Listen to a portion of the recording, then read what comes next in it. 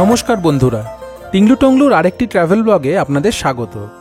আপনারা যারা আমাদের চ্যানেলের সাবস্ক্রাইবার তারা সবাই আমাদের এক্সটেন্ডেড ফ্যামিলি সদস্য বলেই আমরা মনে করি, আর তাই আপনাদের জন্য রইল আজকের ভিডিওটি। আজকের এই ভিডিওতে থাকছে বেনারসে ঘুরতে গেলে যে কয়েকটি বিষয়ে অবশ্যই খেয়াল রেখে ট্যুর প্ল্যান করবেন তার বর্ণনা, অর্থাৎ যে কয়েকটি ভুল বেনারসে গেলে একদমই করবেন না। আর এই কয়েকটি বিষয় মাথায় না রাখলে আপনি বেনারস ঘুরে আসার পরেও মনে হতে পারে কিছু মিস করে গেলাম না তো। তাই আপনাদের কাছে অনুরোধ, এই ভিডিওটি শেষ পর্যন্ত দেখে প্ল্যান করুন বেনারস ট্যুরের জন্য। আশা করি আপনাদের কাজে দেবে। আর খুব সহজ ভাষায় আমি আপনাদের বোঝানোর চেষ্টা করব। যারা আমাদের চ্যানেলে নতুন তাদেরকে অনুরোধ, ভিডিওটি ভালো লাগলে অবশ্যই একটি লাইক দিয়ে চ্যানেলটি সাবস্ক্রাইব করে রাখুন, যাতে এইরকম ঘুরতে যাওয়ার আরও বিভিন্ন ইনফরমেশন ভবিষ্যতে আপনাদের কাছে তুলে ধরতে পারি। আর আপনাদের মূল্যবান মতামত আর উৎসাহ পেলে আমরাও এরকম আরও ভিডিও বানানোর উৎসাহ পাবো। So please do like, share and subscribe Tinglu Tonglu for all valuable travel information.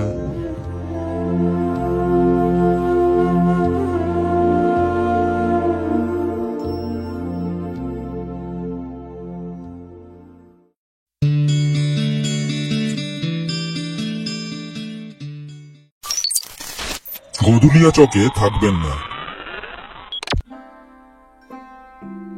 Varanasi একটি প্রাচীন এবং জনপ্রিয় তীর্থস্থান, আর সারা বছর এখানে পৃথিবীর বিভিন্ন প্রান্ত থেকে প্রচুর লোক আসেন, যে কারণে বারাণসীতে রয়েছে ভালো মন্দ মিশিয়ে প্রায় কয়েক হাজার থাকার জায়গা। কিন্তু প্রশ্ন হচ্ছে, বারাণসীতে ঠিক কোন লোকেশনে থাকলে আপনার সুবিধা হবে সবথেকে বেশি। এর প্রসঙ্গে বলে রাখি, বারাণসী বা বেনারসে এলে সবথেকে বেশি আপনি যে জায়গায় থাকার জায়গা বা হোটেল পাবেন তার নাম হলো গদুলিয়া চক। এটি হলো হার্ট অফ দ্য সিটি। কিন্তু অনেকেই হয়তো জানে না এখানকার ট্রাফিকের ব্যাপার। গদুলিয়া চকের ট্রাফিক এবং রাস্তা সাংঘাতিক কনজেস্টেড, এবং এখানে সকাল 9টা বাজার সাথে সাথে সমস্ত রকম যান পরিবহন ব্যবস্থা বন্ধ থাকে একদম রাত 9টা পর্যন্ত।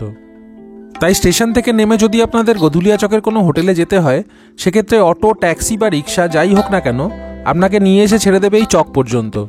আর তারপর আপনাকে হোটেল পর্যন্ত পুরোটাই যেতে হবে পায়ে হেঁটে, ভারী লাগেজ ক্যারি করতে করতে। আর সাথে যদি কোনো বয়স্ক কেউ থাকেন তাহলে তো আরও অসুবিধা। যদিও অনেক ক্ষেত্রে হোটেল থেকে লাগেজ নেওয়ার জন্য লোক পাঠানো হয়, কিন্তু ভাবুন তো, আপনারা যদি সংখ্যায় বেশি থাকেন, বয়স্ক লোক থাকেন এবং সাথে অনেক লাগেজ থাকে, সেক্ষেত্রে একজন লোক দিয়ে কি সবার লাগেজ টেনে নিয়ে যাওয়া সম্ভব? আর লোক না এলে তো কথাই নেই। তাই পারলে গদুলিয়া চকের কোনো হোটেলে থাকার ভুল করবেন না। এটা ঠিক, এখানে হয়তো অনেক কম ভাড়ায় অনেক হোটেল পাওয়া যায়, কিন্তু ভেবে দেখুন একবার সস্তার খোঁজে কতটা অসুবিধায় পড়তে হতে পারে আপনাদের। আর ঠিক এই একই অসুবিধার সম্মুখীন কিন্তু আপনারা হবেন বাড়ি ফেরার সময়ও। তাই চেষ্টা করুন গদুলিয়া চক ছেড়ে তার আশেপাশে যে কোনো জায়গায় থাকতে, যেখান থেকে খুব সহজেই আপনারা অ্যাক্সেস করতে পারবেন কাশী বিশ্বনাথের মন্দির, দশাশ্বমেধ ঘাট ইত্যাদি। তাই বারাণসীতে হোটেল বুক করার আগে মাথায় রাখুন এই ব্যাপারটি, না হলে বাবা বিশ্বনাথের দরবারের মাটিতে প্রথম পা দিয়েই আপনার মেজাজ হারাতে পারে সহজেই। বেলা হয়ে গেলে বিশ্বনাথ মন্দির দর্শন করবেন না। বাবা বিশ্বনাথের ধাম বারাণসী, আর বারাণসী আসার মূল উদ্দেশ্য আমাদের সকলের থাকে কাশী বিশ্বনাথের মন্দির দর্শন। তাই এটা খুব সহজেই অনুমেয় যে সকলে যে জায়গার উদ্দেশ্যে যায় সেখানে লোক সমাগমও হবে প্রচুর, এবং বেলা বাড়ার সঙ্গে সঙ্গে কাশী বিশ্বনাথের দর্শন করতে আসা দর্শনার্থীদের ভিড় বাড়তে বাড়তে লেগে যায় এক বিশাল লম্বা লাইন, যা দৈর্ঘ্যে প্রায় 2 কিলোমিটারও হয়ে যেতে পারে। আর বিশেষ কোনো অকেশনে তো এই ভিড় সামলাতে স্থানীয় প্রশাসনকে রীতিমতন হিমশিম খেতে হয়, এবং সকাল 9টা থেকে 10টার মধ্যে এই ভিড় এক বিশাল লম্বা লাইনের চেহারা নেয়। তাই মন্দির দর্শন করতে গেলে বেলা বেড়ে গেলে দর্শন করতে যাওয়ার ভুল একদমই করবেন না, কারণ সেক্ষেত্রে দর্শন করতে গেলে হয়তো আপনার পুরো দিনটাই লেগে যেতে পারে। আর হাতে গোনাগুনতি দিন নিয়ে আমরা যারা ঘুরতে যাই তাদের কাছে একটা দিন চলে যাওয়া মানে অনেকটাই বাদ চলে যাওয়া, তাই না? তাই চেষ্টা করুন একদম ভোরের দিকে দর্শন করার, আর না হলে রাত্রিবেলা 8টার পর দর্শন করার। দুটি ক্ষেত্রেই দর্শন হবে খুব তাড়াতাড়ি এবং খুব ভালোভাবে। আর কাশী বিশ্বনাথ মন্দিরের বাইরেই পেয়ে যাবেন সুগম দর্শনের অফিস। সেখানে গিয়ে মাত্র 300 টাকা দিলেই সাথে করে একজন পুরোহিত এবং ফুলমালাও পেয়ে যাবেন বাবা বিশ্বনাথকে অর্পণ করার জন্য। তাই মনে রাখবেন, দেরি হয়ে গেলে বিশ্বনাথ মন্দির দর্শন করার রিস্ক নেবেন না, বরং ভোরবেলা বা রাত্রিবেলায় দর্শন করুন। যে কোনো গেট দিয়ে মন্দিরে প্রবেশ করবেন না। নবনির্মিত কাশী করিডোর এখন আগের থেকে অনেক বেশি সুন্দর এবং আঁটোসাঁটো সিকিউরিটি দিয়ে ঘেরা, কিন্তু বিশ্বনাথ মন্দির দর্শনের যে প্রবেশদ্বারগুলি রয়েছে সেখান দিয়ে প্রবেশ করলেই কিন্তু আপনাকে নিরাপত্তারক্ষীদের কাছে জমা করে দিতে হবে ক্যামেরা, মোবাইল, এই সব কিছু তৎক্ষণাৎ। গেটে প্রবেশ করার পর আর কোনো ছবিই কিন্তু তুলতে পারবেন না। কিন্তু যদি আপনারা এই 4 নম্বর প্রবেশদ্বার দিয়ে প্রবেশ করেন তাহলে এখানে বেশ কিছুটা ভিতরে যেতে পারবেন মোবাইল ক্যামেরা ইত্যাদি নিয়ে, এবং এখান থেকে মন্দির চত্বরের আশেপাশেও বেশ কিছু জায়গায় ছবি তোলা যাবে। যদিও শেষ পর্যন্ত মূল মন্দিরে প্রবেশ করার আগেই এখানেও আপনাকে জমা করে দিতে হবে সব কিছুই, তাই ভুলেও 1 বা 2 নম্বর গেট দিয়ে মন্দিরের ভেতরে প্রবেশ করবেন না। আর 4 নম্বর গেট দিয়ে ঢুকলে আপনি দেখে নিতে পারবেন এখানে ভারত মাতার মূর্তি, অহল্যাবাই এর স্ট্যাচু, এই সমস্ত কিছু। আর এখান থেকে খুব সুন্দর গঙ্গার ভিউও পেয়ে যাবেন। দেরি করে দশাশ্বমেধ ঘাটে আরতি দেখতে যাবেন না।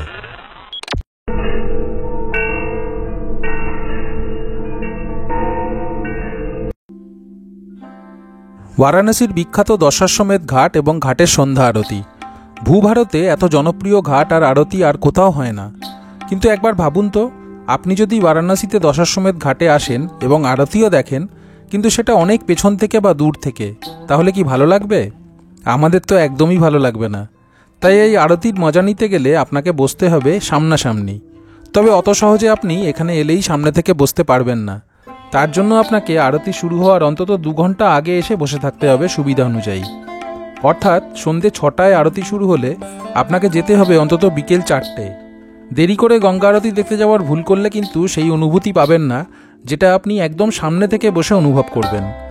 দশাশ্বমেধ ঘাটের গঙ্গা আরতি যেহেতু বারাণসী ট্যুরের অন্যতম প্রধান আকর্ষণ, তাই ভুলেও এখানে দেরি করে যাওয়ার ভুল করবেন না। বোটে করে যদি আপনারা আরতি দেখেন তাহলে এই হচ্ছে দশাশ্বমেধ ঘাট। আর দশাশ্বমেধের ঘাটের এইখানে নৌকাগুলো ভিড়িয়ে দেয়, ঠিক ওই জায়গাটা গিয়ে নৌকাগুলো ওইখানটা ভিড়িয়ে দেয় এবং ওখান থেকে লোকে আরতিটা দেখে। ওই দেখুন আরতির প্রস্তুতি শুরু হয়ে গেছে, এখন প্রায় 4:45-5টা বেজে গেছে, 6টা থেকে আরতিটা শুরু হয়। তো আপনারা যদি বোটে আসেন তাহলে ওই জায়গাটা গিয়ে ওইখানে বোটগুলো দেখুন, ওখানে ওই জায়গাটা ভিড়িয়ে দেবে এবং ওখানে বসে বসেই আপনারা আরতিটা দেখতে পাবেন। আদারওয়াইজ আরেকটা অপশন হচ্ছে আপনাদের ওই ঘাটের ওপরে উঠে যেতে হবে এবং যত আপনারা তাড়াতাড়ি আসতে পারবেন তত আগে গিয়ে দেখুন ওই জায়গাগুলো, ওইখানে একদম সামনে গিয়ে আপনারা বসতে পারবেন এবং সেখান থেকে আপনারা আরতিটা দর্শন করতে পারবেন। তো এটা প্রেফারেবল হচ্ছে আপনারা 4টে থেকে 4:30-এর মধ্যে, ইনফ্যাক্ট 4টেতে এসে গেলেই ভালো। দরদাম না করে গঙ্গাবক্ষে নৌকা বিহার করবেন না। কথায় আছে বারাণসী কা ঘাট নেহি দেখা তো ক্যা দেখা। বেনারস বা বারাণসীর আরেকটি মুখ্য আকর্ষণ হচ্ছে নৌকায় চেপে গঙ্গাবক্ষে ভ্রমণ করতে করতে এখানকার সমস্ত ঘাটগুলিকে পরিদর্শন করা। কিন্তু এখানে যদি আপনারা ব্যক্তিগতভাবে নৌকা ভাড়া নিতে চান তবে তার কোনো নির্দিষ্ট রেট নেই, যাকে যেরকম খুশি রেট বলা হয়, এবং কখনো কখনো সেটা স্বাভাবিকের থেকে অনেকটাই বেশি করে বাড়িয়ে বলা হয়। তাই যদি আপনি সেই নৌকা বিহারের রেট শুনে মনস্থির করেন যে নৌকা বিহার করবেন না, তাহলে কিন্তু খুব বড় ভুল করবেন। কারণ বারাণসীর গঙ্গাবক্ষে সূর্যাস্তের সময় নৌকা ভ্রমণ আপনার কাছে এক দারুণ অনুভূতি এনে দিতে পারে। আর শীতকালে তার সঙ্গে উপরি পাওনা হিসেবে শিগাল পাখির সঙ্গ, তাই এটি মিস করবেন না। আবার নৌকার ভাড়াও শুনে এক কথায় রাজি হয়ে যাবেন না। ভাড়া নিয়ে বেশ কিছুটা দরদাম করলেই দেখবেন ভাড়া আপনার নাগালের মধ্যেই এসে গেছে। বোট রাইডটা কিন্তু অবশ্যই করা দরকার। বেনারসে এলে এই বোট রাইড না করলে এখানে যে ঘাটগুলো পরপর রয়েছে সেই ঘাটগুলো কিন্তু ভালো করে দেখা যাবে না, কারণ প্রত্যেকটা ঘাট এরমভাবে ইন্ডিভিজুয়ালি গিয়ে ভিজিট করা সম্ভব নয়। তাই জন্য বেনারসে আমরা 80 ঘাট থেকে এখন উঠেছি। 80 ঘাট থেকে আমাদের বোটটা আমরা পার্সোনালি ভাড়া নিয়ে, ওর সাথে আমাদের কন্ট্রাক্ট হয়েছে, আমাদের মণিকর্ণিকা ঘাট অবধি নিয়ে গিয়ে সেখান থেকে আমাদের দশাশ্বমেধ ঘাট অবধি ছেড়ে দেবে। তো এই যাত্রাপথের মধ্যে প্রায় 1-1.5 ঘন্টা মতন টাইম লাগবে। আর তার জন্য আমাদের সাথে কথা হয়েছে 1000 টাকায়। অ্যাকচুয়ালি এখানে বোটের দুটো রকম সিস্টেম আছে। এক হচ্ছে আপনি পার্সোনালি বোট নিয়ে যেতে পারেন, আদারওয়াইজ আপনারা এই বড় যে বোটগুলো আছে এই বোটে শেয়ার করে যেতে পারেন। বড় বোটে শেয়ার করে গেলে 100 টাকা করে পার হেড পড়বে। আর যদি পার্সোনালি বোট নিতে চান তাহলে এদের কথা অনুযায়ী ভাড়া প্রথমে এরা বলবে 2000-2500 টাকা করে। কিন্তু আপনাকে হতে হবে একজন বার্গেন এক্সপার্ট, এবং যতটা আপনি বার্গেন করতে পারবেন তত সস্তায় আপনারা বোটে তত কমে আপনারা বোট রাইড করতে পারবেন। বারাণসীর পান, লস্যি আর চাট ভুলেও মিস করবেন না।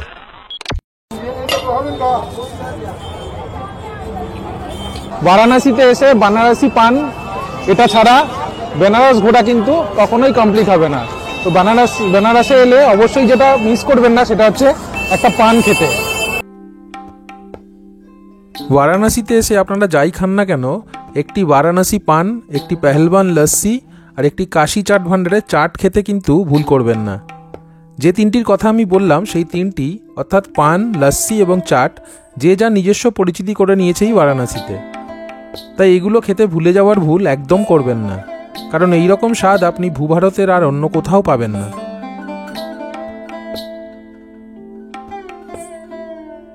তাহলে আশা করি বোঝাতে পারলাম আপনাদের আগামী বারাণসী ট্যুর শুরু করার আগে যে 6টি বিষয়ের সম্পর্কে আপনারা অবশ্যই ভুল করবেন না এবং বিষয়গুলি মাথায় রেখে প্ল্যান করবেন আপনাদের পরবর্তী ট্যুরটি।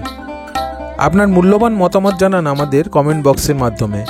আর যদি ভিডিওটি ভালো লেগে থাকে তাহলে একটি লাইক দিন এবং চ্যানেলটি সাবস্ক্রাইব করে আমাদের একটু উৎসাহিত করুন। আজকের মতো তাহলে বিদায় জানাচ্ছি। সাথে থাকুন টিংলু টংলুর।